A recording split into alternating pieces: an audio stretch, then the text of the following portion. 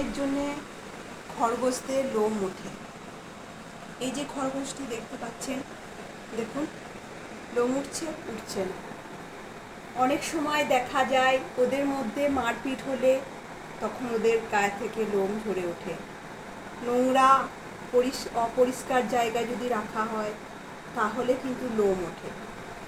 তাই ওদের সবসময় পরিষ্কার পরিচ্ছন্নতার জায়গায় রাখবেন, তাহলে ওদের শরীরে সবসময় এই যে লোমে ভর্তি থাকবে আর দেখতেও সুন্দর লাগবে। লোম উঠে গেলে দেখতে খারাপ লাগে। ওদেরই তো আসল, এটা লোম হচ্ছে ওদের আসল জামা। আমাদের যেমনি জামা, আমাদের জামা না পরলে খারাপ লাগে, তেমনি ওদেরও তাই।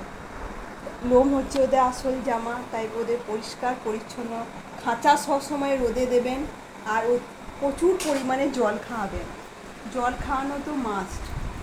অনেক সময় জল না খাওয়ার জন্য আমার দিকে তাকিয়ে কী দেখছে, আমি কথা বলছি দর্শকদের। অনেক সময় জল না খাওয়ার জন্যও লোম ওঠে। তাহলে বুঝতে পারছেন যে লোম কী কী কারণের জন্য ওঠে।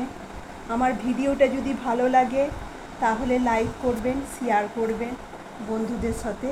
এখানেই আমি এই কথাগুলি বলার জন্যই আমি বললাম।